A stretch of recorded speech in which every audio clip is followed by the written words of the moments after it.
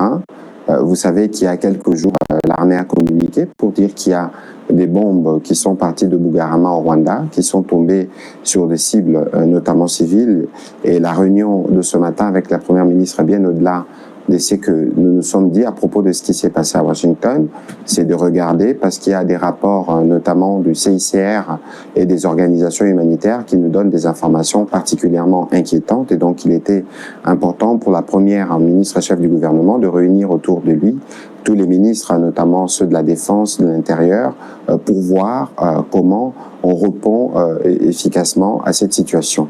Mais ici, c'est qu'il faut noter, parce que nous parlions de Washington justement, que comme le président de la République le disait hier au cours de son allocution devant la nation, le Rwanda viole impunément l'accord que nous avions convenu ou signé à Washington il y a quelques jours. Ce n'est plus simplement violer l'accord que nous avons signé, mais c'est aller vers la régionalisation du conflit, parce qu'il est évident que le Rwanda prend le Burundi aussi en cible, au-delà des actes qui sont posés en République démocratique du Congo. C'est ici aussi les lieux d'interpeller les médiateurs pour que, dans le cadre de ce qui avait été convenu, puisse peser de son poids pour que la paix puisse restaurer, pour que le Rwanda puisse s'arranger, parce que, comme je vous le disais tout à l'heure, la situation humanitaire est particulièrement préoccupante. Lorsqu'on attaque des écoles, on attaque des centres de santé, on attaque des maisons d'habitation, c'est clair qu'il y a une volonté de s'aimer la terreur. C'est ici aussi l'occasion d'interpeller très vivement tous nos compatriotes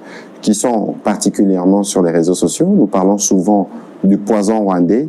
Il faut faire très attention sur tout ce qui circule. Nous sommes engagés dans un devoir de redevabilité. Nous viendrons donner les tableaux généraux de la situation. Vous savez que nos militaires sont engagés sur plusieurs fronts et que la situation sur le front peut être mouvante, et donc il ne faut pas suivre tout ce qui est donné. Vous connaissez par qui et par quel compte passent les poisons rwandais. Il est important que nos populations puissent être vigilantes et puissent se référer aux canaux officiels à travers lesquels nous allons communiquer. Je tiens à apporter ces précisions parce que c'est crucial en ce moment où la manipulation peut à elle seule s'aimer la panique au milieu de nos populations.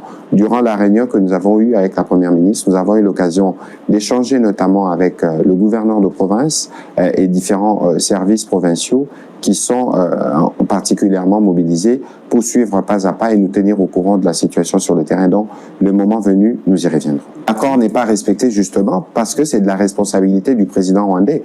Je viens de vous dire que le Rwanda veut régionaliser la guerre, parce que l'objectif, c'est plus seulement les territoires congolais, l'objectif, c'est clairement le Burundi. Et donc, il est évident qu'une telle posture contrarie totalement toutes les déclarations qui ont été faites devant l'émissaire américain il n'y a même pas encore une semaine. C'est pour ça que le médiateur est particulièrement interpellé pour voir dans quelle mesure on peut mettre fin à toutes ces attitudes inutilement belliqueuses.